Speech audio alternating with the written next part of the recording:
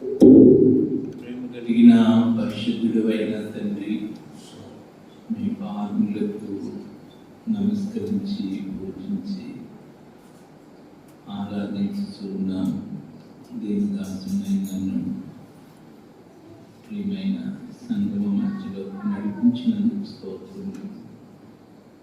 మా ప్రియ సహోదరులు, మీ దాసుల సత్యం కొరకు ప్రార్థిస్తున్నాను. మరి కుటుంబమును బట్టి, వృద్ధాప్యమున్న మరి అమ్మగారిని బట్టి, సంఘమంతటిని బట్టి మిమ్మల్ని స్తుతిస్తున్నాను. గత దినాల్లో కొంతమంది అనారోగ్యమునకు గురి అయినప్పటికీ, కొంతమంది కుటుంబాల్లో కొన్ని కన్నీటి పరిస్థితి జరిగినప్పటికీ మీరు ఆదరించారు నాయన. ఒక్కొక్క కుటుంబాన్ని మీరు ఆదరించి మీరు మీ సన్నిధిలో నిలవబెట్టుకున్నారు ప్రభా. మీకు వందనాలు. మిమ్మల్ని అందరినీ మీ యొక్క పాద సన్నిధిలో చేర్చారు నాయన. మీకు వేలాది వందనాలు చెల్లిస్తున్నాను ప్రభా. మీ పాద సన్నిధిలో సాగిపడుతున్నాను. మీ దాసులు సురేష్ గారిని, మీ దాసులు సుధాకర్ గారిని మా మధ్యకు తీసుకుని వచ్చినందుకు స్తోత్రం. వారి రాక ద్వారా మాకు అనుగ్రహించిన ప్రోత్సాహం కూడా వందనాలు నాయన.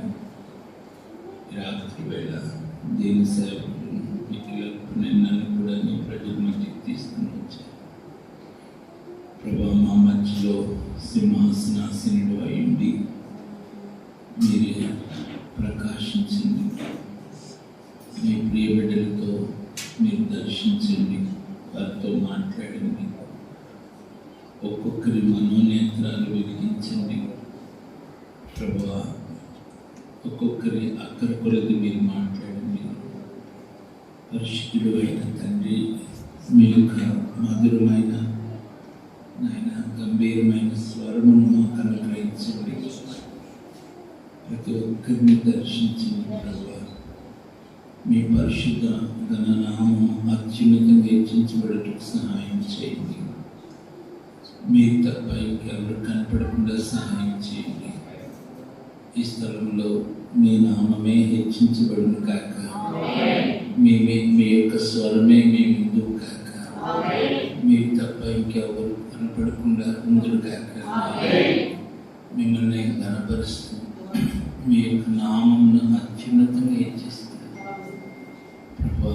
మీ దైవ హస్తాలకి మమ్మల్ని అందరినీ అప్పగించుకుంటూ మా ప్రభు, మా రక్షకుడైన క్రీస్తు ప్రభు వారి అతి ఉన్నతమైన నామమున స్తుతులతో ప్రార్థిస్తున్నాం తండ్రి. ఆమేన్. ఆమేన్. Thank you. మీ మధ్యకు రావటం చాలా సంతోషంగా భావిస్తున్నాను. దేవునికి మహిమ కలుగును గాక. కొంచెం బేస్ తగ్గించినాను.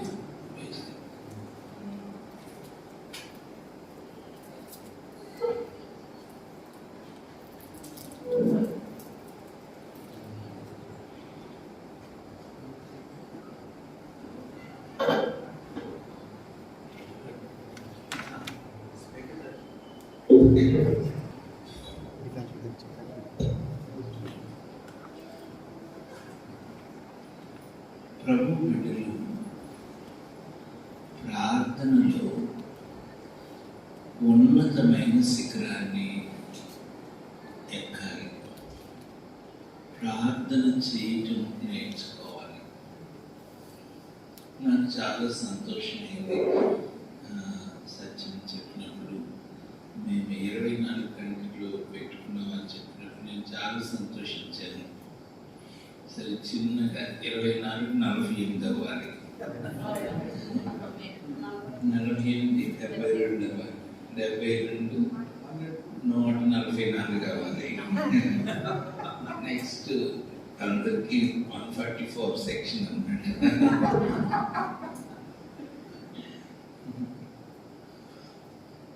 ప్రార్థనలో ఉండే దీవెన ఇంకా ప్రభు బిడ్డలు రుచి చూడాలి. ప్రార్థనలో ఉండే ఆశీర్వాదం చాలా అంటే చాలా గొప్పది. మీరు అసలు ఏమి చేయరు. మళ్ళీ మీరు వేరుగా అర్థం చేసుకోవాలండి. దేవుని వాక్యాన్ని మీ ఎదురుగా పెట్టుకొని మీరు గంటలు కొద్ది ప్రార్థన చేయండి. దేవుడు మీ జీవితాల్లో గొప్ప కార్యం చేస్తారు.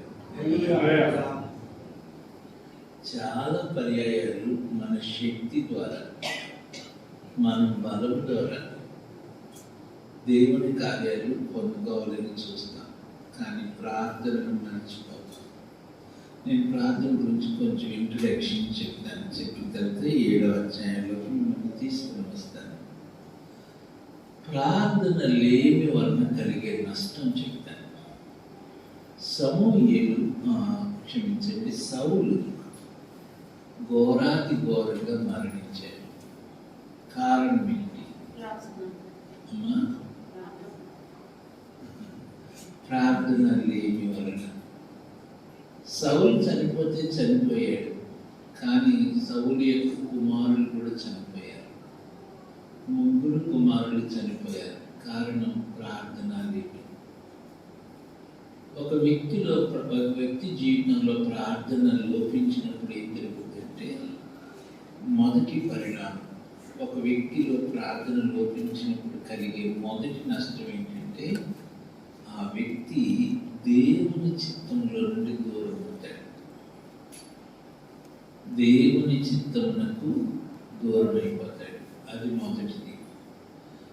ఎప్పుడైతే ఆ వ్యక్తి దేవుని చిత్తంలో నుండి దూరం అయిపోయాడో, నెక్స్ట్ ప్రాబ్లం అపవాదికి చోటు దొరుకుతుంది. ఎప్పుడైతే అపవాదికి చోటు జరిగిందో, ఇంకా ఆ వ్యక్తి జీవితం ఇంక ఏమైపోద్దో తెలియదు. అంత ఘోరమైనటువంటి పరిస్థితుల్లోకి వెళ్ళిపోతాడు. ఒకసారి దినవృత్తాంతముల గ్రంథం, మొదటి గ్రంథం 10వ అధ్యాయం 13వ వచనం. దినవృత్తాంతముల మొదటి గ్రంథం 10వ అధ్యాయం 13వ వచనం. ఈ ప్రకారము యెహోవా ఆజ్ఞ గైకొనక ఆయన దృష్టి ఎదుట ద్రోహం చేసినందుకును, యెహోవా యొద్ద విచారణ చేయక కన్న పిశాచముల యొద్ద విచారణ చేయడానికి వెతికినందుకు సౌలు హతమాయెను. సౌలు హతమవడానికి గల కారణం ఏమిటంటే, మొదటి కారణం యెహోవా ఆజ్ఞను గైకొనలేదు. యెహోవా దృష్టిలో యెహోవాకు ద్రోహం చేసి దేవునికి అవిధేయుడై దేవుని ఆజ్ఞను గైకొనలేదు. అది మొదటి కారణం. రెండవది యెహోవా యొద్ద విచారణ చేయలేదు. మూడవది కర్ణ పిశాచి దగ్గరికి వెళ్ళి విచారణ చేస్తాడు. ఆ కారణాన సౌలు హతమయ్యాడు. సమూయేలు మొదటి గ్రంథం చూడండి.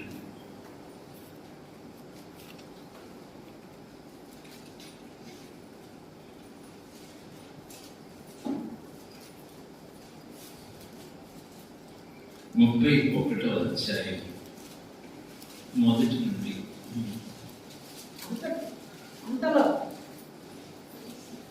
ఫిలిష్తీయులు ఇశ్రాయేలుతో యుద్ధం చేయగా ఇశ్రాయేలు ఫిలిష్తీయుల ఎదుట నుండి పారిపోయి గిల్బోవా పర్వతం వరకు ఫిలిష్తీయులు వారిని హతము చేయుచు సౌలును అతని కుమారులను తరుముచు యోనాతాను, అబీనాదాబు, మెల్కీషువ అను సౌలు యొక్క కుమారులను హతము చేసిరి. 3 కుమారులు చనిపోతారు ఆ పర్వతం మీద. ఆ తర్వాత సౌలు కూడా మరణిస్తాడు. కారణం ఏంటంటే ప్రార్థన లేమి. దేవుని వాక్యంలో కూడా గొప్ప గొప్ప వారు నష్టపోవడానికి గల కారణం, జీవితంలో ప్రతి నష్టానికి కారణం ప్రార్థన లేమి. ప్రార్థన లేని వలన కలిగే నష్టము మరలా తిరిగి కూర్చోవడం చాలా కష్టం. అంత నష్టం వస్తుంది. కాబట్టి దేవుని బిడ్డలు ప్రార్థనకు తమ జీవితాన్ని చేయాలి, సమర్పించుకోవాలి. నేను వివరాల్లోకి వెళ్ళే ముందు నేను మీతో చెప్తాను. దావీదు యొద్ద నేర్చుకోవాల్సిన 4 ప్రార్థనలు రాస్తుంది. 4 బ్యూటిఫుల్ ప్రేయర్స్. చాలా అద్భుతమైనటువంటి ప్రార్థనలు, 4 ప్రార్థనలు. ఓకే, మీకు నోట్స్ కావాలంటే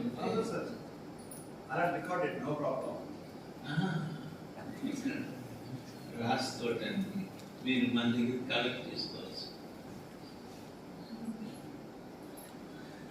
మొదటి ప్రార్థన, ప్రతి ఒక్క విశ్వాసకి ఉండవలసిన మొదటి ప్రార్థన అదేంటంటే స్వపరీక్ష ప్రార్థన.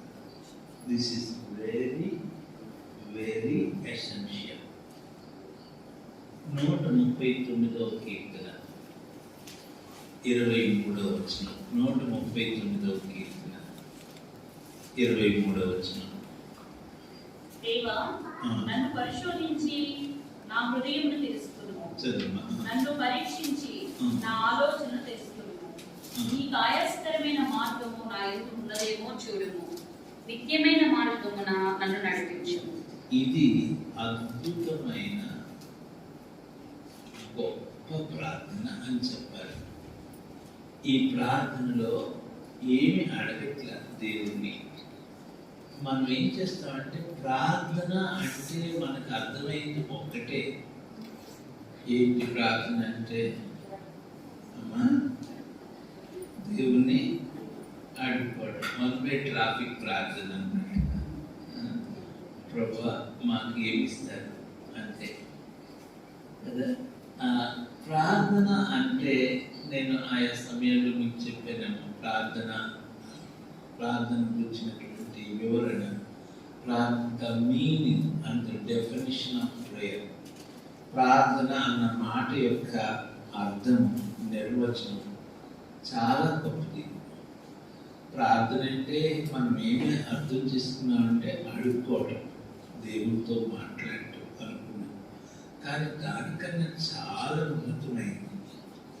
ప్రార్థనలో మొట్టమొదటిది స్వపరీక్ష ప్రార్థన. ఇది చాలా ప్రాముఖ్యం.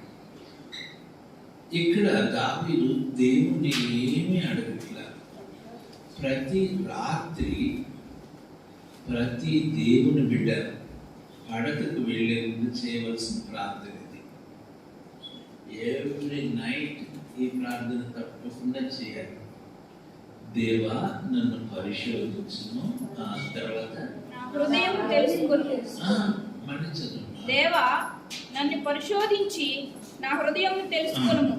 నన్ను పరీక్షించి నా ఆలోచన తెలుసుకొనుము. నీకు ఆయాసకరమైన మార్గము నా యందున్నదేమో చూడుము. నిత్య మార్గమున నన్ను నడిపింపు. ఈ వచనము మీరు ఇంగ్లీష్ బైబిల్లో వేరు వేరు వర్షన్స్లో చదివితే చాలా బ్యూటిఫుల్గా ఉంటుంది. దేవా, నన్ను పరిశోధించును, పరీక్షించును, పరిశీలించును, తెలుసుకొను. అంటే మన భాషలో చెప్పాలంటే స్కాన్ తీయ, ఎక్స్రే తీయ, ఎంఆర్ఐ తీయ, ఇవన్నీ. అంటే ఒక్కసారి చిన్నది తీస్తే తెలియదు. పరీక్ష. నా హృదయంలో మీకు ఆయాసకరమైనవి ఏమున్నాయో చూడయ్యా. అది దాని నుండి నన్ను కడిగే. ఇది స్వపరీక్ష ప్రార్థన. ఇక్కడే ఒక దేవుని బిడ్డ, ఒక విశ్వాసి ఉన్నతమైన అనుభవంలోనికి వస్తాడు. దీనికి అనుగుణ్యంగా ఇంకొక గంభీరమైన వచనం 26వ కీర్తన 26 మొదటి నుండి. కీర్తన 26 మొదటి నుండి. ఈ వచనం చదివితే నాకు నిజంగా భయం వేస్తుంది. ఎంత పవర్ఫుల్ వచనమో.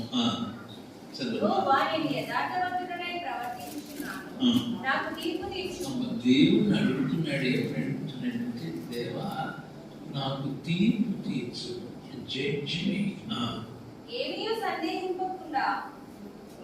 సందేహపడకుండా యెహోవా యందు నేను నమ్మిక ఉంచి ఉన్నాను. యెహోవా, నన్ను పరిశీలించుము, నన్ను పరీక్షించుము, నా అంతరింద్రియములను నా హృదయమును పరిశోధించుము. నీ కృప నా కన్నుల ఎదుట నుంచుకొని ఉన్నాను. ఈ ఇది దావీదు యొక్క మొట్టమొదటి ప్రార్థన. ప్రతి రాత్రి ప్రభు బిడ్డలు పడకకు వెళ్ళే ముందు ప్రార్థన చేసుకోవాలి. ప్రతి ఉదయం లేవగానే ఏం ప్రార్థన చేయాలో తెలుసా? ప్రతి ఉదయం లేవగానే ఏం చేయాలంటే 143వ కీర్తన 10వ వచనం. 143వ కీర్తన 10వ వచనం. నా దేవుడవు నీ చిత్తానుసారంగా ప్రవర్తించుటకు నాకు నేర్పుము. దయగల నీ ఆత్మ సమభూమి గల ప్రదేశమందు నన్ను నడిపించునుగా. ఇది ప్రతి ఉదయం చేయవలసిన ప్రార్థన. మళ్ళీ చదువు. నీవే నా దేవుడవు నీ చిత్తానుసారముగా ప్రవర్తించుటకు నాకు నేర్పుము. కొంతమంది గబగబా చదివేస్తూ నీవే నా దేవుడు నా చిత్తానుసారంగా ప్రవర్తించు నీ చిత్తం తీసేస్తారు. అలాంటి డేంజర్. ఓకే, ఒక బ్రదర్ పాడుతున్నాడు, ఇదిగో దేవా నా జీవితం ఆపాత్మస్తకం నీ కలిగితం అనుకున్న ఆయన నా కలిగితం అని పాడుతున్నాడు. ఏం చెప్పాలి? దయచేసి ఆపలేదు. చాలాసార్లు మన చిత్తం కదా, కానీ ఇది అద్భుతమైనటువంటి వచనం. నీవే నా దేవుడు నీ చిత్తానుసారంగా ప్రవర్తించుటకు నాకు. ప్రతి దేవుని బిడ్డ ఉదయాన్ని లేవగానే చేయాల్సిన ప్రార్థన ఇది. సో నైట్ టైం చేయాల్సిన ప్రార్థన 139వ కీర్తన 26వ కీర్తన. ఓకే, సరే, ఇది అట్లా చేద్దాం. సో మనం విభజనలో మొదటిది స్వపరీక్ష చేసుకునేటువంటి ప్రార్థన. దేవుని బిడ్డలు ఏం నేర్చుకోవాలంటే మీ హృదయాన్ని యథార్థంగా ఉంచుకోవడం నేర్చుకోవాలి. అది మానవ జీవితంలో బహు ఉన్నతమైనది. ఆయన యథార్థవంతులను ప్రేమిస్తాడు. చాలా పర్యాయాలు మనిషి వేషధారణ జీవితానికి అలవాటు పడే ప్రమాదం ఉంటుంది. యథార్థత చాలా ముఖ్యం. మొదటిది స్వపరీక్ష చేసుకునే ప్రార్థన. దెన్ రెండవది ఈ ప్రార్థనలోనే కలిపేయచ్చు. రెండవది పశ్చాత్తాపడే ప్రార్థన, repentance, the prayer of repentance. ఇది కూడా మొదటి ప్రార్థనకు సంబంధించిందే, కానీ కొంచెం సపరేట్ చేస్తున్నాను. దేవుని బిడ్డల్లో లోతైన పశ్చాత్తాపం ఉండాలి. చాలాసార్లు మనం ఏం చేస్తామంటే మనల్ని మనం పరీక్షించుకోము. చాలా పర్యాలు మనం చేసే పెద్ద తప్పు ఏంటంటే ఇతరులను మనం ఏం చేస్తాం? పరీక్షిస్తాం. అది ఎన్నడూ చేయకూడదు. మనల్ని మనం పరీక్షించుకోవాలి. దేవుని సన్నిధిలో పశ్చాత్తాపడాలి. ఇది చాలా ముఖ్యం. పశ్చాత్తాపడే ప్రార్థన, రిపెంటింగ్ ప్రేయర్. ఇది చూడండి, దీనికి మంచి వాక్యము కీర్తన 6:6. కీర్తనలు 6:6. వినుచు అలసి ఉన్నాను, ప్రతి రాత్రియు కన్నీరు విడిచుచు నా పరుపు తేలజేయుచున్నాను, నా కన్నీళ్ళ చేత నా పడక కొట్టుకొని పోచున్నది. ఇది అద్భుతమైన ప్రార్థన. పశ్చాత్తాపడటంలో దావీదు చాలా గొప్పవాడని చెప్పాలి. దేవుని ప్రజలైన ఇశ్రాయేలీయులకు పశ్చాత్తాపమును గురించి నేర్పించినటువంటి గొప్ప దైవ సేవ. Is a man of repentance. ఇది రెండవ ప్రార్థన.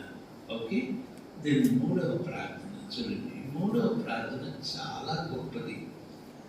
మూడవ ప్రార్థన వచ్చి విచారణ చేసే ప్రార్థన, enquiry, the prayer of enquiry, విచారణ చేయుట. దావీదు విచారణ చేయటంలో చాలా గొప్పవాడు. మనం ఏం చేస్తామంటే, దేవా మరి ఈ పని చేయడానికి వెళ్ళిపోతున్నాను, నాకు సహాయం చేయమని అడుగుతాం. అట్లా ఇప్పుడు చేయకూడదు. దేవా మీరు నన్ను వెళ్ళమంటారా వద్దా, ఈ విషయంలో మీ చిత్తం తెలియచేయండి, నేను ఏం చేయాలి, ఇది అడగాలి. ఇది విచారణ చేయాలి దేవుని సన్నిధిలో. దీనికి 2-3 వచనాలు చూపిస్తాను. సమూయేలు 2వ గ్రంథం 5వ అధ్యాయం. సమూయేలు 2వ గ్రంథం 5వ అధ్యాయం. 17వ వచనం చూడండి. జనులు ఇశ్రాయేలీయుల మీద రాజుగా దావీదునకు పట్టాభిషేకం చేసిరని ఫిలిష్తీయులకు వినబడినప్పుడు దావీదును పట్టుకొనుటకై ఫిలిష్తీయులందరూ వచ్చిరి. దావీదు ఆ వార్త విని ప్రాకార స్థలమునకు వెళ్ళిపోయాడు. ఫిలిష్తీయులు దండెత్తి వచ్చి రెఫాయీము లోయలో వ్యాపింపగా దావీదు, నేను ఫిలిష్తీయులకు ఎదురుగా పోయేదనా, వారిని నా చేతికి అప్పగింతువా అని యెహోవా యొద్ద విచారణ చేశాడు. ఇది చాలా ముఖ్యమైన ప్రార్థన. ప్రభు బిడ్డలు ఇది నేర్చుకోవాలి. విచారణ చేసే ప్రార్థన. ఇది చాలా ఉన్నతమైన అనుభవం. The prayer of enquiry. ఈ ప్రార్థన చాలా ముఖ్యం. 34వ కీర్తన 6వ వచనం. 34వ కీర్తన 6వ వచనం చూడండి. ఈ దీనుడు మొరపెట్టగా యెహోవా ఆలకించెను, అతని శ్రమలన్నిటిలో నుండి అతని రక్షించెను. యెహోవా యందు భయభక్తులు గలవారు వారు ఆయన తట్టు చూడగా వారికి వెలుగు కలిగెను, వారి ముఖములెన్నడూ లజ్జింపకపోవును. ఈ దీనుడు మొరపెట్టగా యెహోవా ఆలకించెను, అతని శ్రమలన్నిటిలో నుండి అతని రక్షించెను.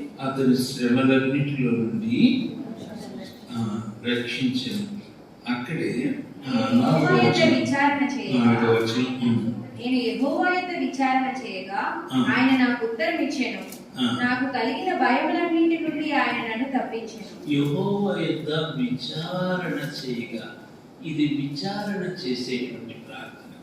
చాలా ఉన్నతమైన ప్రార్థన. ఇది ప్రభు బిడ్డలు నేర్చుకోవాలి. ఆ తర్వాత 4వ ప్రార్థన. ఇది చాలా గొప్ప ప్రార్థన. ఇది కనిపెట్టుకునే ప్రార్థన. Waiting, the prayer of waiting.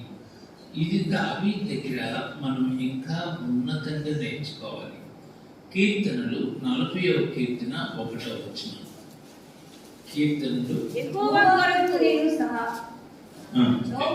నేను సహనముతో కనిపెట్టుకొంటిని, ఆయన నాకు చెవియొగ్గి నా మొర ఆలకించెను. నాశనకరమైన గుండెలో నుండి, జిగటగల దొంగ ఊపిలో నుండి ఆయన నన్ను పైకెత్తెను. నా పాదములు బండ మీద నిలిపి నా అడుగులు స్థిరపరిచెను.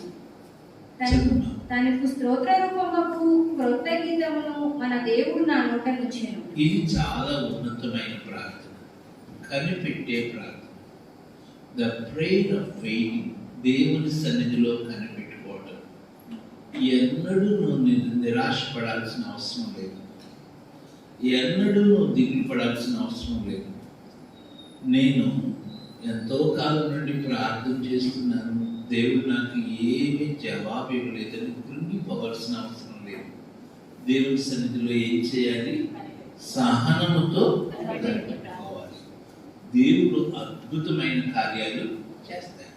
37వ కీర్తన దయచేసి చూడండి. 37వ కీర్తన 6వ వచనం.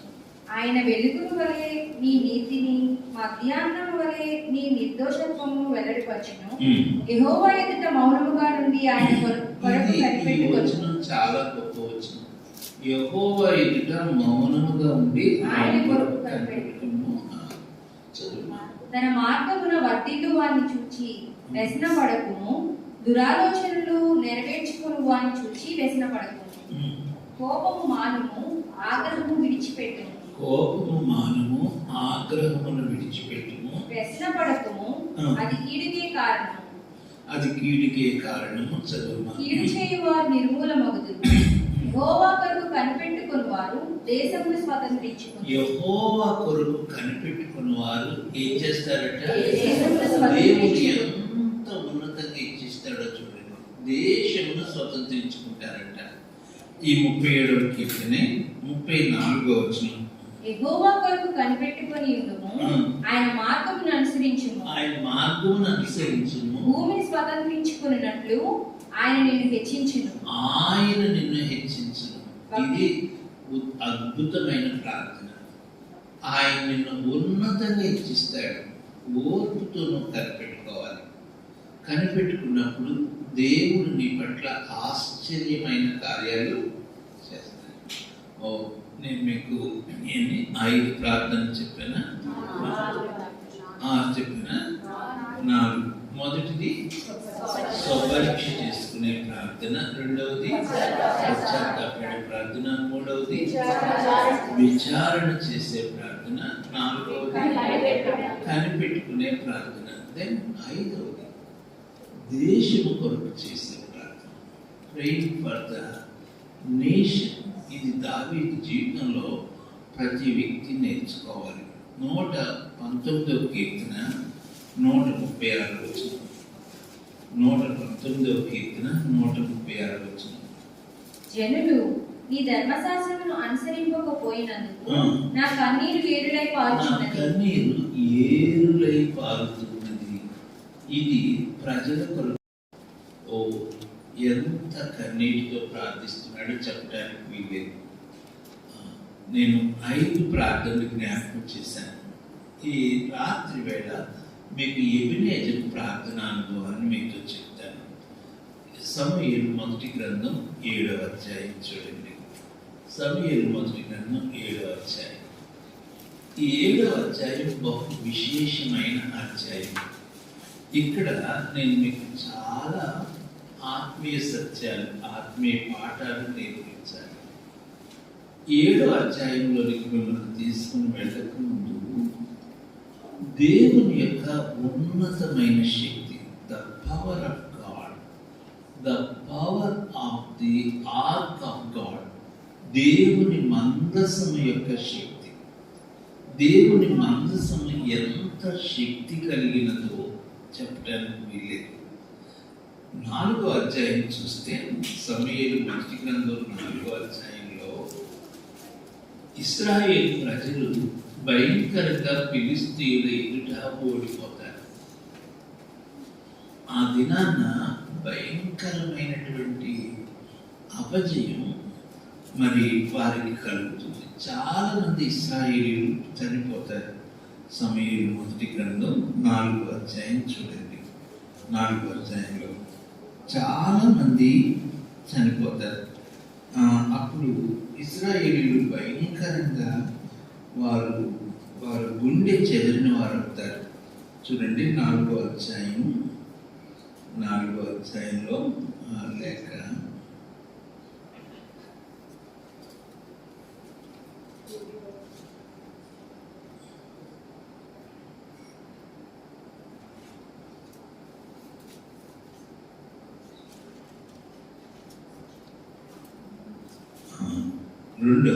మొదటి 2 వచనాలు. ఇశ్రాయేలీయులు ఫిలిష్తీయులతో యుద్ధం చేయటకై బయలుదేరి ఎబెనేజరులో దిగగా ఫిలిష్తీయులు అఫెకులో దిగిరి. ఫిలిష్తీయులు ఇశ్రాయేలీయుల మీద తమను యుద్ధ పంపులుగా తీర్చుకొనగా వారు యుద్ధంలో కలిసినప్పుడు ఇశ్రాయేలీయులు ఫిలిష్తీయుల ఎదుట ఓడిపోయి యుద్ధ భూమిలోనే ఎక్కువ తక్కువ 4,000 మంది హతులైరి. 4,000 మంది హతులైరి. మళ్ళా వాళ్ళు ఏమైపోయారంటే భయంకరంగా హతమైపోతున్నారు. 10వ వచనం చూడండి. 10వ వచనం. ఫిలిష్తీయులు యుద్ధము చేయగా ఇశ్రాయేలీయులు ఓడిపోయి అందరూ తమ డేరాలకు పరిగెత్తి వచ్చిరి. అప్పుడు అత్యధికమైన వధ జరిగింది. ఇశ్రాయేలీయులలో 30,000 కాల్వలము కూలెను. 30,000 మంది చనిపోయారు. చాలా ఘోరమైన అపజయం, ఘోరమైన మరణం. ఇశ్రాయేలీయులు చాలా భయంకరంగా ఓడిపోతున్నారు. ఈ అపజయానికి కారణం ఏమిటి?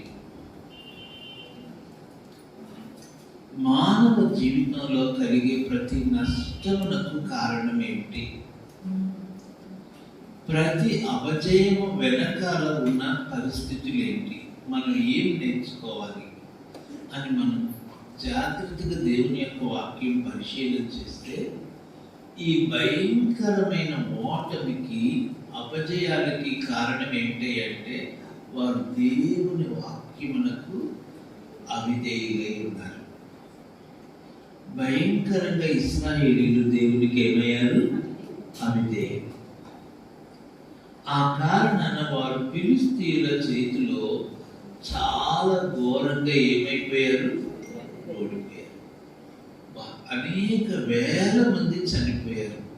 ఇశ్రాయేలీయులు ఏం చేస్తున్నారంటే తమ అవిధేయతను సరి చేసుకోవటం లేదు. దేవుని ఎదుట వారు చేసిన పాపములను ఒప్పుకోవట్లేదు. వాళ్ళు ఏం చేస్తున్నారంటే మందసం తీసుకొని వస్తే మనం జయం పొందగలము అని అనుకున్నారు అని భావించి వాళ్ళు మందసం తీసుకుని వచ్చినట్లుగా మనం చూస్తాం. అక్కడ 4వ వచనంలో 5వ వచనంలో మనం చూస్తాం. వారు దేవుని మందసం తీసుకుని వచ్చినప్పుడు ఇశ్రాయేలీయులు చాలా భయంకరంగా కేకలు వేస్తారు, ఆర్భటిస్తారు. అప్పుడు ఫిలిష్తీయులు భయపడిపోతారు. ఇదివరకు లాగా వీళ్ళు ఇంత సంభ్రమంగా కేకలు వేయలేదే, ఇప్పుడు ఇంత సంబరంగా కేకలు వేయడానికి కారణం ఏంటి? అయ్యో, మహాదేవులు వారి మధ్యకు వచ్చారు అని చెప్పి భయపడిపోతారు. అయితే ఫిలిష్తీయులు ధైర్యం తెచ్చుకొని యుద్ధం చేయగా ఇశ్రాయేలీయులు ఏమైపోతారు? ఓడిపోతారు. చూడండి, మందసము ప్రాముఖ్యమే కానీ మందసము అది మాత్రమే కాదు. నీ జీవితం చాలా ప్రాముఖ్యమైంది. నీవు దేవుని వాక్యానికి ఎంతవరకు లోబడుతున్నావు అనేది చాలా ప్రాముఖ్యం. దేవుని వాక్యమునకు వారిలో విధేయత లేని కారణాన వాళ్ళందరూ ఏమైపోయారు? భయంకరంగా ఓడిపోయారు, అపజయం పాలయ్యారు, చాలా మంది చనిపోయారు. మందసం ఏమైంది? పట్టుబడిపోయింది. అది 4వ అధ్యాయం చివరిలో. 5వ అధ్యాయానికి వచ్చేసరికి మందసం ఫిలిష్తీయుల ప్రాంతంలో ఉంది. ఇక్కడ నేనేం చెప్పాలనుకున్నాను, 5వ అధ్యాయం 6వ అధ్యాయం మనకు ఒక గొప్ప ఆత్మీయ పాఠం నేర్పిస్తా ఉంది. సో మందసం ఫిలిష్తీయుల మధ్యలో ఉన్నప్పుడు దేవుడు ఫిలిష్తీయుని భయంకరంగా మొత్తాడు. ఎంత భయంకరంగా మొత్తాడో చెప్పడానికి వీలు లేదు. చూడండి, 5వ అధ్యాయం 12వ వచనం. చావుకు మిగిలిన వారు గడ్డల రోగము చేత మొత్తబడిరి. ఆ పట్టణస్థుల కేకలు ఆకాశం వరకు ఎంత భయంకరంగా వాళ్ళ యొక్క కేకలు ఎగిసినమో నేను ఇక్కడ ఏం చెప్పాలనుకుంటున్నాను. ఇక్కడ మనం ఒక ఆత్మీయ పాఠం నేర్చుకోవాలి. ఈ రోజున ప్రపంచం అంతా పరిస్థితి, దేవుడు ప్రపంచాన్ని భయంకరంగా తన ఉగ్రత చేత మోస్తుతూ ఉన్నాడు. దేవుని ప్రజలనబడిన ఇశ్రాయేలీయులను ఇంకా మిగిలిన వాళ్ళందరినీ కూడా. కారణం ఏంటంటే వారు దేవుని వాక్యానికి ఏమయ్యారు? భయంకరంగా వాళ్ళు కేకలేటి మొదలు పెడుతున్నారు. వాళ్ళు అనుకున్నారు, ఫిలిష్తీయులు మేము ఇశ్రాయేలీయుల్ని జయించేస్తాం, వారికి కేంద్ర స్థానమైన వారి శక్తికి రహస్యమైన మందసాన్ని మేము పట్టుకున్నాం, మేము జయించాము అనుకున్నారు. కానీ వాళ్ళు భయంకరమైన శిక్ష క్రింద ఉన్నారన్న సంగతి వాళ్ళు మర్చిపోయారు. ఈ రోజున లోకమంతా చేస్తున్న పాపం ఏంటో తెలుసా? ప్రతి మనిషి చేస్తున్న పాపం ఏంటంటే వారు దేవుని వాక్యమునకు విరోధంగా పాపం చేస్తున్నారు. ప్రతి మనిషి చేసే పాపం, they are sinning against the word of God. దేవుని వాక్యానికి విరోధంగా పాపం చేస్తున్నారు కాబట్టి భయంకరమైన తిరుగులు. చూడండి, 5 ఫిలిష్తీయ రాజ్యము 5 ప్రాంతాలుగా విడగొట్టబడింది. కాబట్టి ఈ 5 ప్రాంతాలు భయంకరంగా ఏం చేయబడ్డాయంటే 5 సర్దారులు ఉంటారు, భయంకరమైన తెగుల చేత మొత్తబడ్డారు. ఇక వాళ్ళు ఏం చేయాలో అర్థం కాదా. 6వ అధ్యాయం చూడండి, ఇక ఎక్రోనుకి పంపిస్తారు. ముందు అష్టోదులో మందసం తీసుకొస్తారు. అష్టోదు నుండి గాతు నుండి ఎక్రోనీయులు భయంకరంగా కేకలు వేస్తారు, అయ్యో మనం చచ్చిపోయాం. సో ఈ రోజున ప్రపంచం యొక్క స్థితి ఇది. ఇంకా 6వ అధ్యాయంలో ఇంకా భయంకరమైన పరిస్థితి. అప్పుడు వాళ్ళు ఏమంటారంటే, చూడండి దయచేసి, ఇది నన్ను ఆలోచింపచేసినటువంటి విషయం. వాళ్ళు మందసాన్ని మనం ఇంకా ఇశ్రాయేలు దగ్గరికి పంపించారా? మనం ఊరికినే పంపించకూడదు. ఆ మహాదేవునికి అపరాధ పరిహారార్థంగా మనం కొంత కానుకను మరి అర్పించి పంపించాలి. మనం 5 సర్దారులు కనుక 5 బంగారు గడ్డలు, మరి పొలంలో ఉన్నటువంటి ఆ పంటంతా పందికొక్కులు నాశనం చేసినవి కనుక పందికొక్కుల ఆకారంతో బంగారపు పందికొక్కులు ఒక 5, ఆ మందసం ప్రక్కన పెడదాం అని చెప్పి వాళ్ళు నిర్ణయం చేసుకుంటారు. 4వ వచనం. ఫిలిష్తీయులు మనము ఆయనకు చెల్లింపవలసిన అపరాధార్థమైన అర్పణ ఏదనగా వారిని అడుగగా, వారు మీ అందరి మీదను ఈ సర్దారులందరి మీదను ఉన్న తెగులు ఒకటే కనుక ఫిలిష్తీయుల సర్దారుల లెక్క చొప్పున 5 బంగారపు గడ్డలు. గుర్తుందా? దావీదు 5 రాళ్ళు ఎందుకు తీసుకెళ్ళాడు తెలుసా? ఇందుకే 5 ఎందుకు తీసుకెళ్ళాడు, 6 ఎందుకు తీసుకెళ్ళా, 4 ఎందుకు తీసుకెళ్ళా? కారణం ఏంటంటే ఫిలిష్తీ సర్దారు 5 కాబట్టి 5 రాళ్ళు ఎన్నుకున్నాడు అనమాట. అది విషయం. ఓకే, చదవండి. 5 బంగారపు గడ్డల రూపములను 5 బంగారపు పందికొక్కులను చెల్లింపవలెను. కాబట్టి ఆ పందికొక్కులు చేశారు కాబట్టి పందికొక్కులు పూజించమని కాదు, కొన్ని స్థలాల్లో ఆ పని కూడా చేస్తారు. ఓకే, కాబట్టి మీకు కలిగిన గడ్డలుగాను భూమిని పాడు చేయు పందికొక్కులుగాను నిరూపించబడిన గడ్డలను చుంచులను చేసి పంపించి ఇశ్రాయేలు దేవునికి మహిమను చెల్లింపవలెను. అప్పుడు మీ మీదను మీ దేవతల మీదను మీ భూమి మీదను భారముగానున్న తన హస్తమును ఆయన తీసివేయను. మీ దేవతల మీదను మీ భూమి మీదను భయంకరంగా భారంగా ఉన్న తెగులను దేవుడు తీసివేస్తాడు అని చెప్పి పంపిస్తాడు. ఐగుప్తీయులను ఫరోయును తమ హృదయములను కఠినపరుచుకున్నట్లు మీ హృదయములను మీరెందుకు కఠినపరుచుకున్నారు? ఈ వచనం మీకు చాలా అద్భుతంగా క్లియర్ చేస్తుంది. చూడండి, ఇక్కడ గమనించండి. దేవుడు కఠినపరిచాడా ఫరో హృదయం? ఐగుప్తీయులే కఠినపరుచుకున్నారా? ఐగుప్తీయులే కఠినపరుచుకున్నారు. క్లియర్ గా ఈ వచనం మనకి చెప్తుంది. చూడండి 6వ వచనం. ఐగుప్తీయులను ఫరోయును తమ హృదయములను కఠినపరుచుకున్నట్లు మీ హృదయములను మీరెందుకు కఠినపరుచుకున్నారు? ఎందుకు కఠినపరుచుకుందరు? చూసారా, ఈ రోజున ప్రపంచం అంతటి మీదకి తెగులు కారణం ఇదే. 6వ అధ్యాయం. The whole nation, the whole world, ప్రపంచమంతా దేవుని ఎదుట దోషులుగా ఉన్నారు. ఎట్లా దోషులుగా ఉన్నారు? మొదటిది, మోరల్ స్టాండర్డ్ లో ఫెయిల్ అయిపోయారు, నైతిక విలువలలో ఫెయిల్.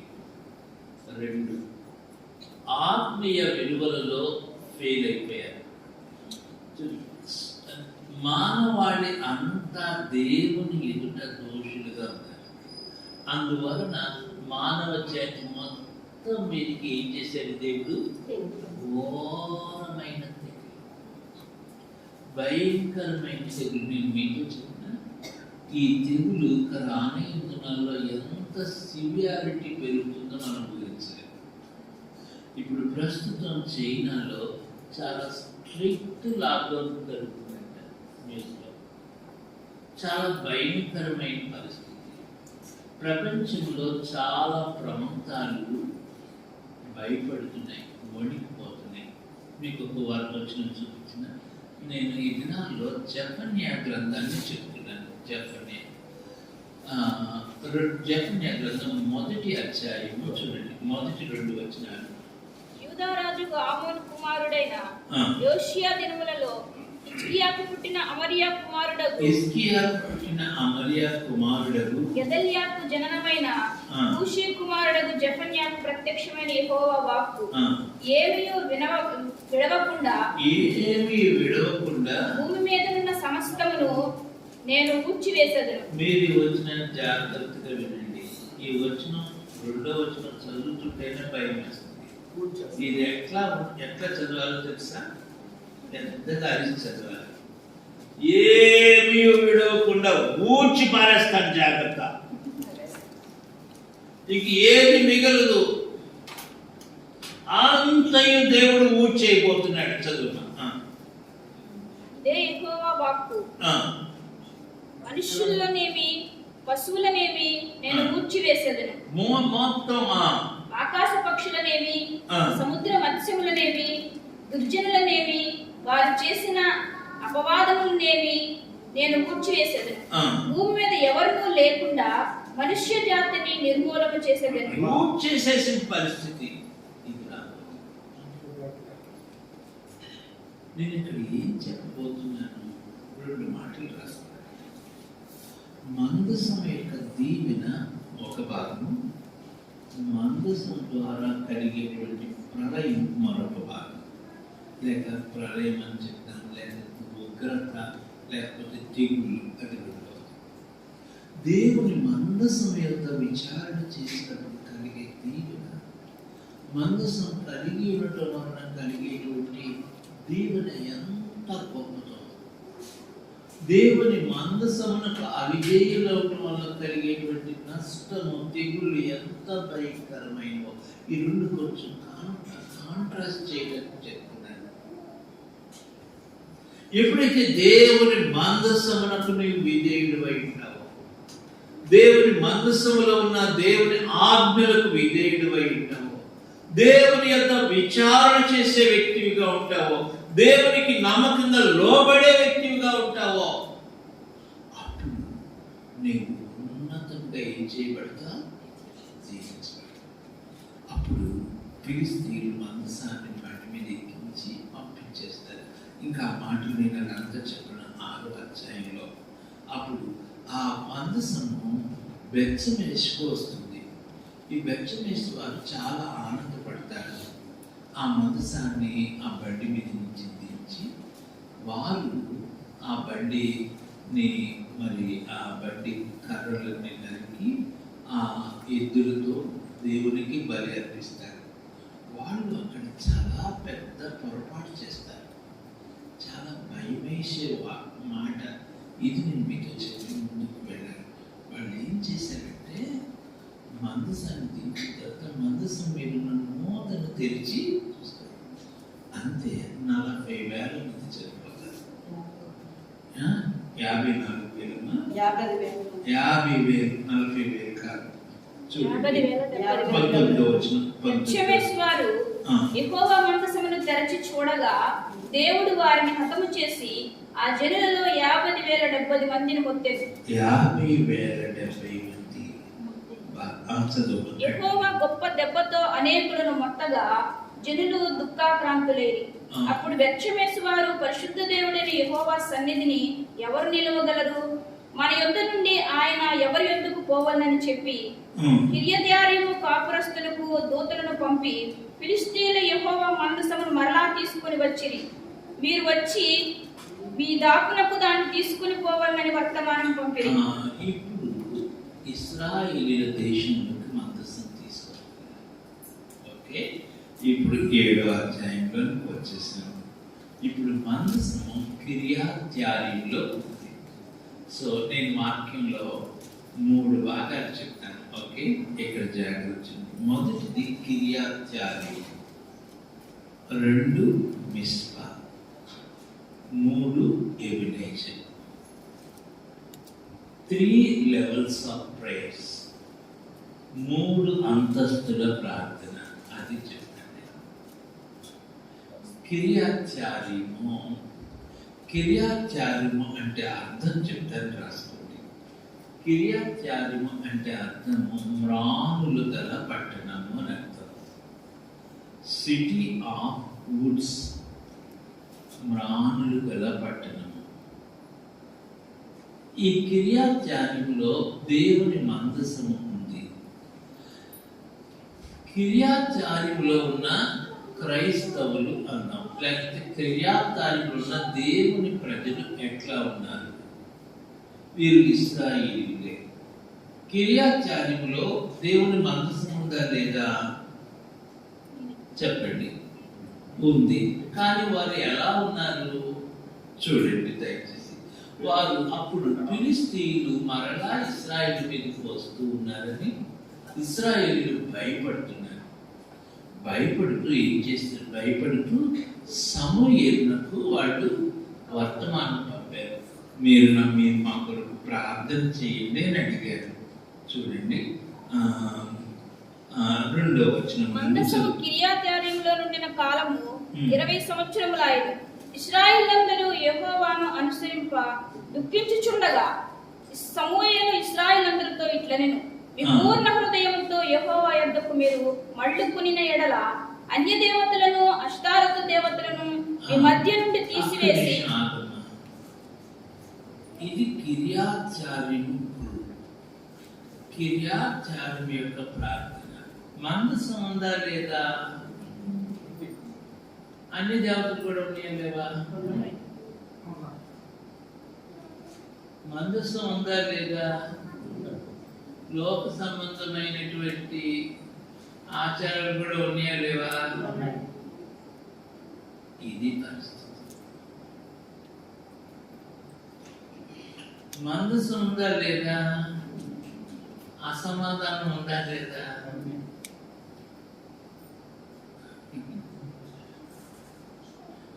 కొంచెం దేవునికి ఇష్టమైన లక్షణాలు ఉన్నాయా లేవా?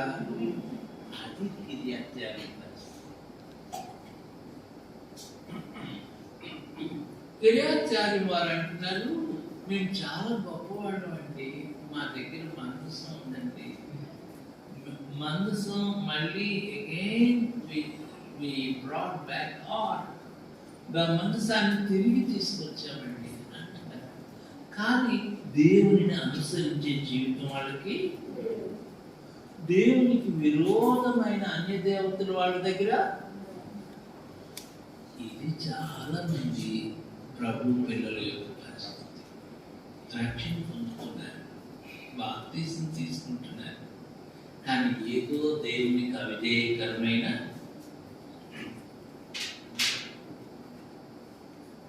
మందసమే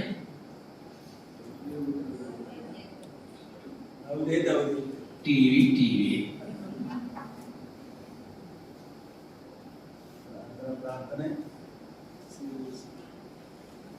మరి మీకు నా మీద చాలా కోపం వస్తుంది. మీరు మాట్లాడితే సీరియల్ మీరు పడతారు. మీరు ఎంతమంది సీరియల్ నమ్మకంగా చూస్తున్నారు?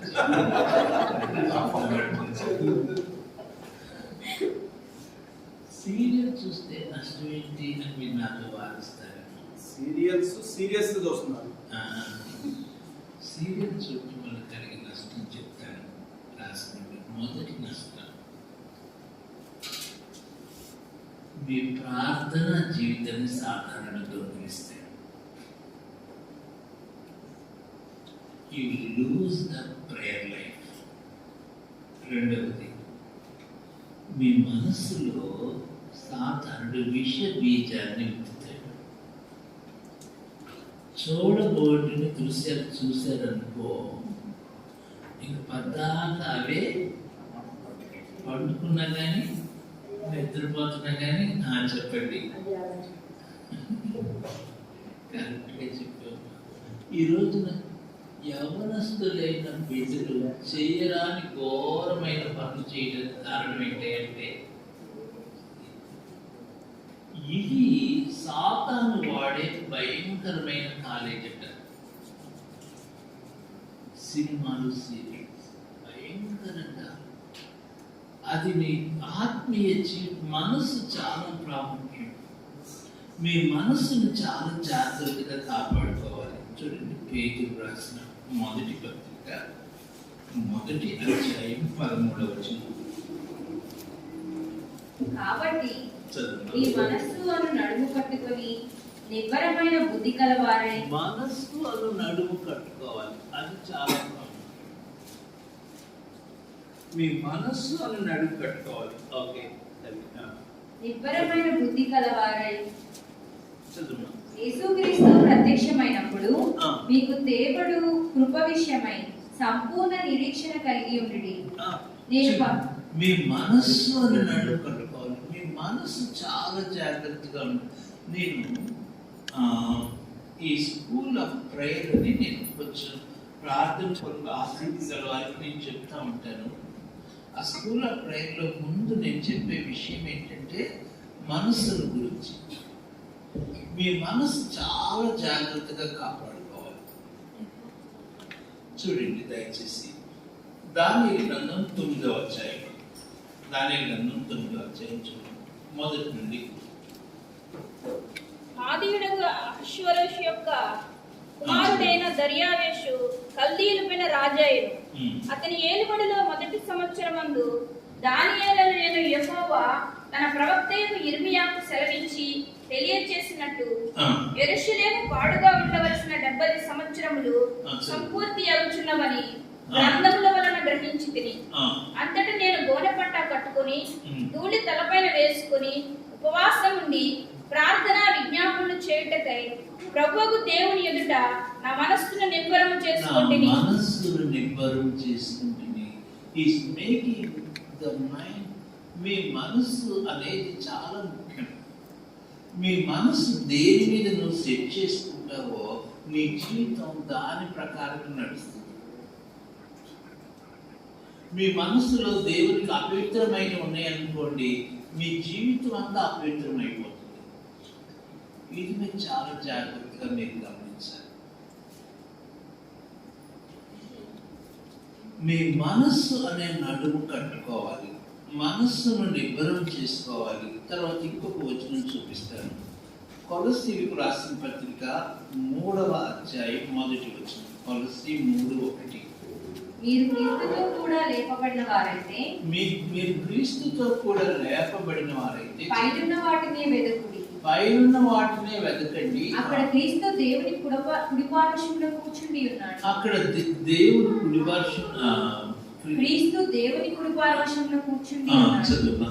పైనున్న వాటి మీదనే కానీ భూ సంబంధమైన వాటి మీద మనస్సు పెట్టుకొనకుడి అన్న మాట ఇంగ్లీష్ లో ఏముంటుందంటే సెట్ యువర్ మైండ్ అని ఉంటుంది. Mind set. మీ మనసు దేని మీద పెట్టుకుంటే, సపోజ్ మీ మనసు సెల్ ఫోన్ మీద పెట్టుకున్నారనుకోండి, పద్దాక సెల్ ఫోన్. మీ మనసు దేవుని వాక్యం మీద పెట్టుకున్నారనుకోండి, ఎప్పుడు మీరు దేవుని వాక్యాన్ని ధ్యానిస్తారు. మనసు చాలా ముఖ్యం. ఇక్కడ కిర్యాత్యారీం వారు ఏం చేశారంటే, మందసం ఉంది కానీ వాడు దేవుని వాక్యం మీద మనసు, దేవుని అనుసరించడానికి దుఃఖిస్తున్నారు కానీ దేవునికి లోబడట్లేదు. ఇప్పుడు సమూయేలు అక్కడ నిలబడ్డాడు. ఇది చాలా ఆల్మోస్ట్ 90% ఆఫ్ ప్రభు బిడ్డల యొక్క పరిస్థితి. మోర్ దెన్ 90 అని చెప్పాలి. రక్షణ పొందారా? పొందారు. ఎంతకాలం అయింది? 20 సంవత్సరాలకు పైన అయింది. మందసం ఉందా? ఉంది. ప్రభువుని అనుసరిస్తున్నారా? ప్రభువుని అనుసరించే జీవితం ఉందా? లేదు. ఇది పరిస్థితి. చూడండి 2వ వచనం నుండి. మందసము కిర్యాత్యారీములో ఉండిన కాలము 20 సంవత్సరములాయెను. ఇశ్రాయేలందరూ యెహోవాను అనుసరింప దుఃఖించుచుండగా సమూయేలు ఇశ్రాయేలందరితో ఇట్లనెను, మీ పూర్ణ హృదయముతో యెహోవా యొద్దకు మీరు మళ్ళుకొనిన ఎడల అన్య దేవతలను అష్టారోత దేవతలను మీ మధ్య నుండి తీసివేసి పట్టుదల కలిగి యెహోవా తట్టు మీ హృదయములను తిప్పి ఆయనను సేవించుడి. మీరు పట్టుదల కలిగి యెహోవా తట్టు తిరిగి ఆయనను సేవించుడి. అప్పుడు ఆయన ఫిలిష్తీయుల చేతిలో నుండి మిమ్మల్ని విడిపించును.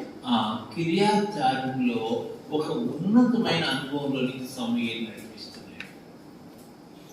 మీరు దేవునికి ఆయాసకరమైన అన్య దేవతలన్నీ ఏం చేయాలి? తీసివేయాలి. మీరు దేవుని తట్టు మళ్ళుకోవాలి. తర్వాత మీ హృదయములను ఆయన తట్టు తిప్పి మీరు పట్టుదల కలిగి ఏం చేయాలి? ఆయనను సేవించాలి. అప్పుడు దేవుడు మిమ్మలను ఫిలిష్తీయుల చేతిలో నుండి విడిపిస్తాడు. చాలా బాగుంది కదా. నేను ఇక్కడ ఆగాను. నేను ఇక్కడ చాలా ధ్యానం చేస్తున్నప్పుడు ఇశ్రాయేలు ఏం చేశారు? 4వ వచనం. అంతటి ఇశ్రాయేలీలు బయలు దేవతలను అష్తారోతు దేవతలను తీసివేసి యెహోవాను మాత్రమే సేవించిరి.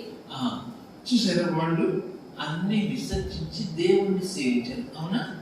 మరి దేవుడు విజయం ఇచ్చాడా? దేవుడు విజయం ఇచ్చాడా అమ్మా?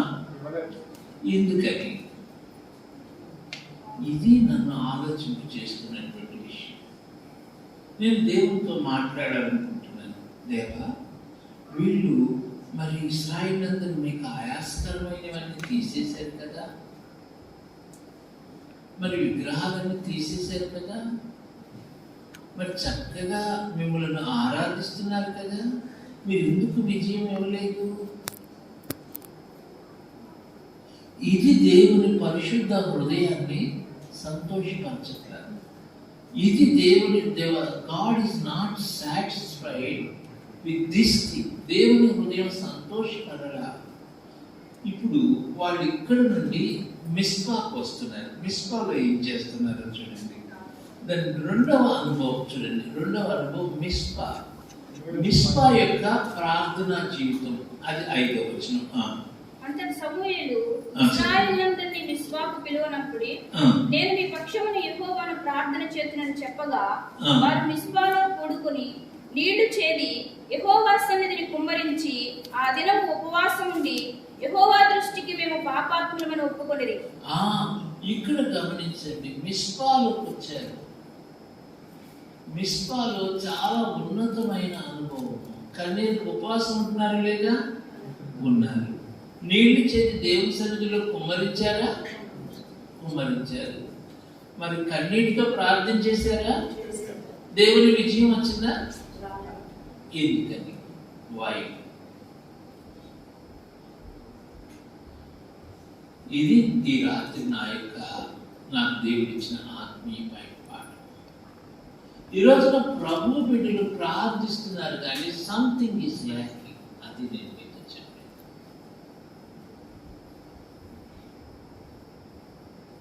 మిస్పా అనుభవం చాలా గొప్పది. మిస్పాలో వాళ్ళు ఏం చేస్తున్నారు? ఉపవాసం ఉన్నారు. తర్వాత తమను తాము దుఃఖపరుచుకుంటున్నారు.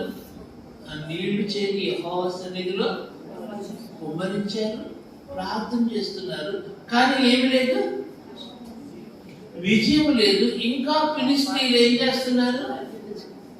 వారి మీదకి వస్తున్నారు కదా. 5వ వచనం చదువు.